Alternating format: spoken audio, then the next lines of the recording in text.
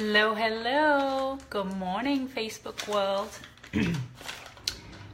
If you are watching me on my YouTube channel, hello to my YouTube subscribers. Hope you're all having a great day. I'm coming to you from my bathroom today. I just gotten out of the shower after a very productive morning. And I have a skincare routine, which I love because it's like I get to pamper myself. So sometimes I like to do my videos in front of the whole world because, why not? So if you're on here live with me on Facebook, give me a heart or a thumbs up if you're watching me live, and I welcome you to this beautiful Tuesday morning. If you are on my YouTube channel and you've subscribed to it, please go ahead and give me a thumbs up or a thumbs down. Maybe you don't like me, but you're watching me. But any sort of feedback and comment is always welcome. So I'm going to jump right into my topic today. So I wanted to share with you my very personal journey with my own spiritual growth and spiritual transformation. So where do I start? I grew up in a family that I would say I grew up as a Hindu. And so, visiting the temple and praying and all of that was very normal in my life. We did it on a regular basis. But I wouldn't say that I felt ever deeply connected to it or moved by it. It was just something routine that we did as a family. The first experience it was a very much what I would call a masculine energy driven world that I lived in. And I think, almost all of us live in this world. It's all about, what looks good on paper. Let's go to school, okay? So when I lived in India, the really respectable jobs were either you became a doctor or an accountant or an engineer or an architect. Those were all the things that made sense on paper. So the subjects that you did in school would have a significant impact on what sort of college that you'd get into. So even though you might enjoy like music or performing or arts, those were never focused on in schools in India. It was always math and science based. That was what was successful and what got you the good paying jobs. So you were always thinking with your brain, and the things that made your heart happy, like the creative stuff. This stuff is, for my lashes. So all the stuff that made your heart happy, like, painting or drawing or dancing, those were all great enhancers to your life. But we were always told, and I'm sure maybe, it was the same with you, or drama, that could never put food on the table. So let's be sensible and do the sensible thing that your brain and your logic and your rational brain is telling you to do. Hey, Mindy. Hey, Ria. Thank you guys for catching me live. So this is the world that I grew up in, right? Never were we told that it was okay to follow your heart and do like what your impulsive heart is telling you to do. And so having, lived in that world, it was very funny to me when one day my dad woke up. And he is a doctor, and we were living in India at this time. And he had this, his subconscious in his heart was telling him to go be a doctor and a surgeon in the UK. This is a world that was so unfamiliar to us. We had never left India at this point. I was 10 years old. He had never left the country on a plane. He'd never gotten on a plane. And with my mother's encouragement, he just got on a plane and he went to sit his first round of exams that would qualify him to become a surgeon in the UK. And that to me was my very first introduction of jumping in feet first to follow your heart. And that came from my parents, who are very much, brain-led people, not usually heart-led people. So that was a very exciting time. And I remember thinking, oh, wow, change can happen that quickly. I was blown away.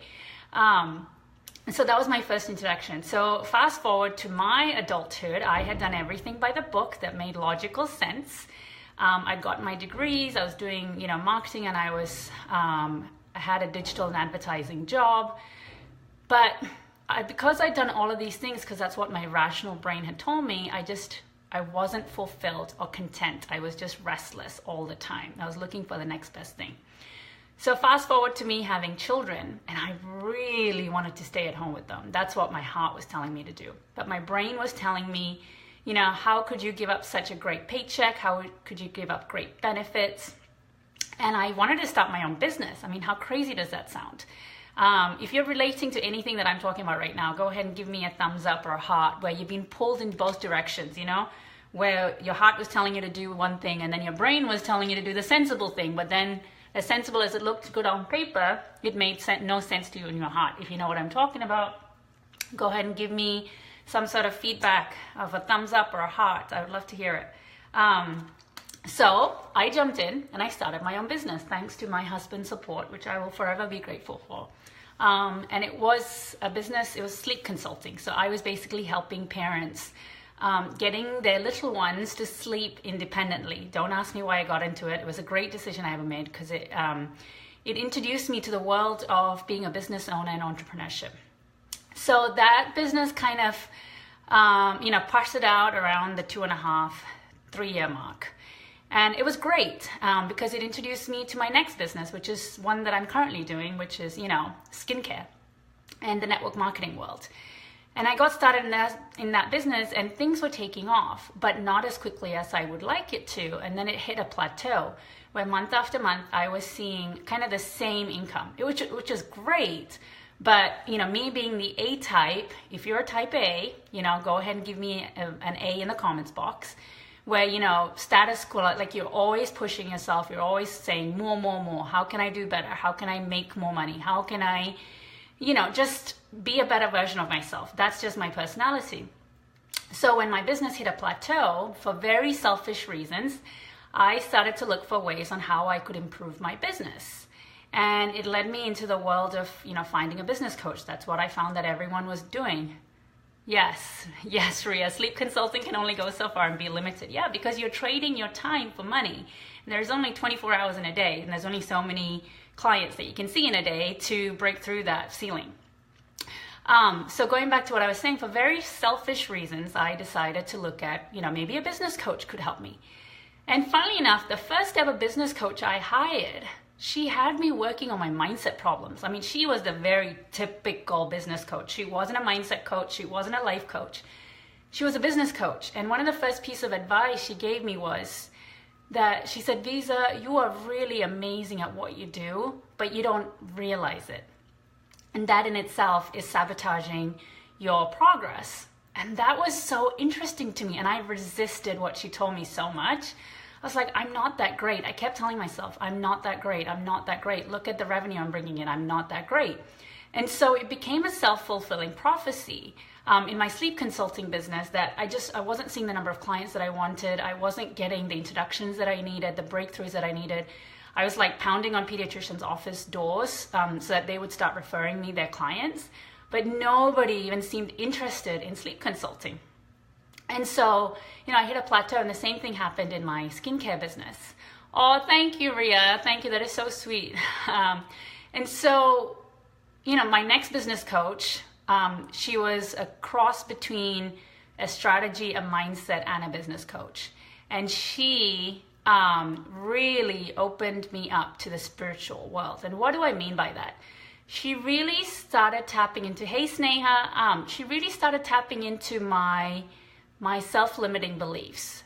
She started asking questions as to why I thought the things that I did. I thought I wasn't good enough, or I hadn't achieved, success in my life. And so she started really making me look at my beliefs with a magnifying glass and making me realize that some of these things that I was holding on to was ridiculous, was laughable. And I'm trying to give you some examples, but nothing is springing to my mind. But just this constant reel in my head that was running around saying that I wasn't good enough. Like, by what definition makes you good enough, right? Like, I couldn't answer that question. And so I said, well, you have to be successful. And so she was like, well, what does success mean to you? And then she was like, what do you really want to do? And I was like, make money. That's such a surface level answer, right? Like, make money. She was like, okay, so what do you want to make that money for? And, I was like, well, I want to pay for my, kids' futures, and I want to save up for their college, and I want to travel the world with my husband.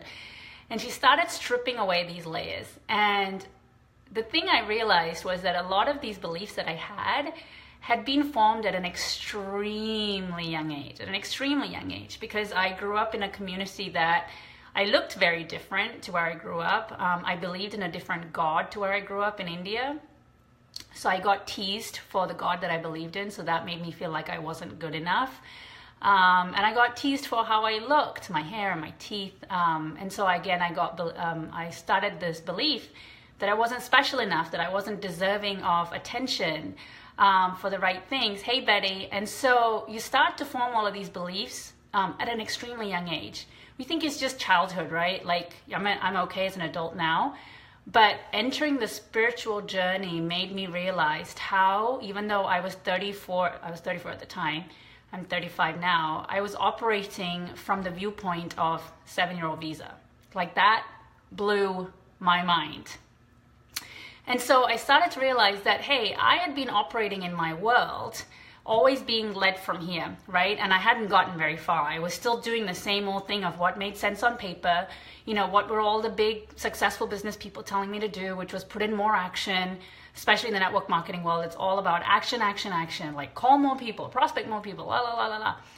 And in the beginning of my business, I had done all of these things, and it had gotten me to a certain point, but I was having a really tough time breaking through some ceilings. And as much action I was taking, I wasn't seeing the results. So one of the things that my business coach told me was, well, you're doing all of these right things that you're being told to do, but you're not seeing the results. So why don't you try doing things in a different way and see whether that brings you the results that you want? So every time she would tell me to do something different, like not related to my business at all, but work on my inner self, about really digging into, why do I believe the things that I believe? Who made me, like what circumstances or what conversations in my life led me to this point? Who do I need to forgive from my past? Like, she had me working on all of these things. And every time I sat down to work on them, my brain would go into overdrive and be like, but this is not producing any money. You're not working on getting clients. And that is your brain, your ego, going into, overdrive of fear and trying to keep you safe and not letting you dig into your true self. Because all our life we've been told that what's being whispered to you from your heart bears no significance, right? Like, you have to use your logical and rational brain is what you've been told in all your life. So the minute that you start connecting to your heart and giving it a chance, hey Pinky, and giving it a chance to kind of not rule your life, but you're giving it more room for it to speak up than you've ever been to before, your brain wants to start to shut it down, because it's very unfamiliar territory, right? So anything new that you are trying, we don't like change. And so your body physically reacts to it, and your brain is like, shut it down, WTF, shut it down, shut it down. So then your brain starts to go, this stuff is ridiculous, especially when you're working on, strengthening your connection to your heart. It starts to tell you this work that you're doing is ridiculous. This is not going to give you the results that you want. This is insane. This is stuff that happened in the past. It has no significance to where you're going. And it starts to say all this crazy stuff. Okay, bye, Ria. Thanks for joining. And so, then you start to believe it, because that's how you always led your life, is listening to your brain and your logical and your rational mind. So then you start to shut down that piece of it. And it's like the self-sabotaging cycle. You want to work on yourself, you want to improve yourself, you want to try to get different results and create a different world for yourself. And the only way to do that is to think in a different way. And every time you start to attempt to do that, your brain shuts you down. So it's like, how do you break out of this cycle, right? It's hard work, but once you embark on that work, you can never return to the way you've been living your life. And this metaphor just popped into my brain today, that is very much like the movie The Matrix. Have you seen The Matrix? If you have, just type in The Matrix for me in the comments box. In that, Keanu Reeves is offered 2 pills, and I forget which pill stood for what, but one pill he could take and go back to the fake world that he'd been living in, which is, working his office job, living this really boring life that he doesn't feel connected to. Or he could take the other pill that he's being offered and really learn the scary truth about how humans' lives are not what it is, right? The real world. And so he chooses to go to the real world that is being run by the machines. And so that's what I kind of equate to the spiritual journey to be. It can be treacherous sometimes. It can be really scary. Hi, Sophie. It can be really scary because you don't know what landmines are going to come up, what you're going to dig up from your past, because we bury a lot of pain and grief and anger and hurt from our pain. As much as you think you've had a great life, and I've had a great life, and I still continue to have a great life, there is still a lot of shit that happens in our past life, from our childhood, and even things that might seem insignificant. It's amazing how much weight you put into that situation, how much anger and hurt and grief that you carry into it. You don't realize it, but we all do that.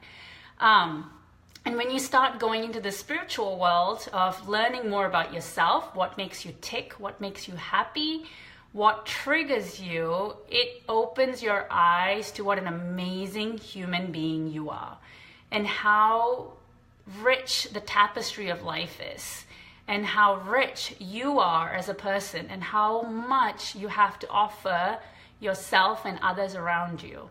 You start to realize your unique gifts that you have. They might not seem as gifts.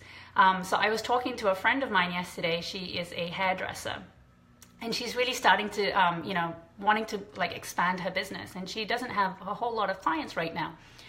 And so she gave me some feedback yesterday on a Facebook post that I posted with a selfie, and she said, I hope you don't mind, but I wanted to give you a tip on how to style your hair, and this is the basic ABC of what we learn in hairdressing school.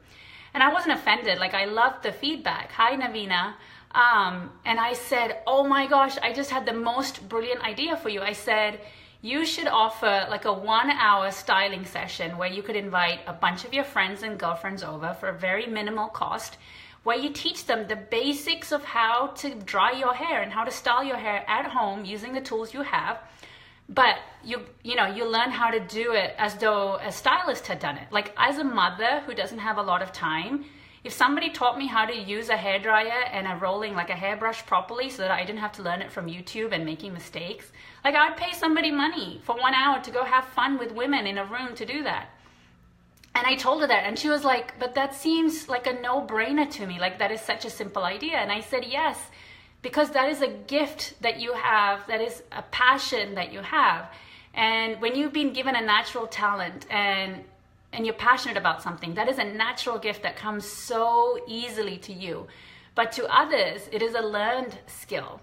So where I'm going with this is that, for her, it's something that is very easy and a no-brainer. But to others, that is value that you can give to other people to help them in some small way.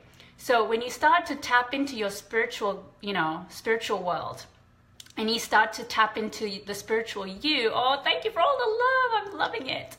And you start to tap into the spiritual you, all those gifts that have been hiding, you start to peel away the layers, and you start to share it with the world in a way that lights you up, because doing this lights me up. And I didn't even know I had this talent and this message that I had to get out there. But it came from exploring me, and it came from exploring my spiritual, giving myself permission to explore my spiritual world and my spiritual connection to myself. And that doesn't happen on day one. It is a commitment that you make to yourself. And it is permission that you give yourself to go on that journey and to continue that journey. So going back to the matrix metaphor, once you commit to getting to know your inner world, and once you commit to working on yourself, you can never return. You can never go back to living life the way you've been. Because it's more enlightening, it's more freeing, it's more liberating. You start to live life with more intention and purpose and joy and clarity. And every action you take comes from a soul-centered space. It starts to feel joyful, and life starts to feel amazing, and you feel so connected to everything and everyone around you. And even all the rejections and, the failures that you get along the way, it's not that I don't face rejection on a daily basis. It's not that I still, I still take action every single day towards my goals. But the no's I get, they don't matter as much anymore. It's just, I realize it's a part of my journey. And the no's don't make me or break me. It's my ultimate vision for what I have and how I want to help others.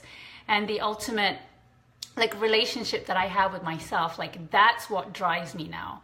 The money will come. Like I have no doubt about that because I'm like so passionate about what I do now. It's my, empowering women on their spiritual journey. Like that is my goal. And skincare just happens to be part of that because, who doesn't want to look and feel great? And so, I hope like in my roundabout way that I have communicated to you what my message is, which is the greatest gift that you can give yourself to live this life is to begin the spiritual transformation, is to start opening the door, just a wedge, just a nudge to the spiritual realm. It doesn't have to be scary. Maybe the word spiritual might scare you, but just know it's a very safe place to be in because you need to get to know who you are. Like that's the ultimate reason that you are here. And most of us walk around in this life without knowing what our purpose is. If I asked you today, this second, what is your purpose in life? What is your mission in life? Do you have an answer for me? If you don't, it's because you haven't really asked yourself that question. You haven't given yourself permission to explore that. The answers lie within you. You already have it. You just haven't, there's so many layers that have built upon it that tells you it's not possible.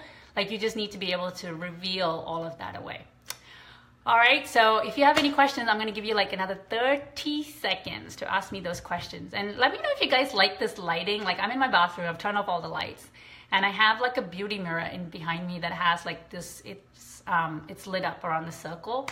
And I just thought it made my lighting flattering. So give me feedback on my lighting if you like it. And if you think it looks good, hopefully it's not too dark. All right, so I'm gonna sign off by saying if this has intrigued you in any way and you wanna get started on connecting to your inner world and you wanna embark on your spiritual journey, or maybe you've read some books on self-development and personal growth and it kind of intrigues you and you would like to dive in a little bit deeper, I am running a 5-day workshop on my Facebook group. It's called Becoming You, and I will drop the link to that with this video. And you just click on that link, you join, and the 5-day workshop will start on Monday, on 12/11. And every day I will be coming on live in that group, and I'll be talking to you just like this, making you think, pushing what your belief systems have been, and I'll be giving you workbooks that you can work through. And really, it's like a beginner's guide to exploring your inner world. Okay? If that sounds like something of interest to you, it's absolutely no strings attached. I just want to do it for 5 days and get, testimonials and feedback because it's going to be amazing. And you're going to have some breakthroughs. So I can't wait to see you in that group. And if you know of someone you would like to embark on that journey with, invite them along. I would love to see what I can do to help you. All right, take care, folks. Have a wonderful Tuesday, and I will catch you soon. Bye-bye.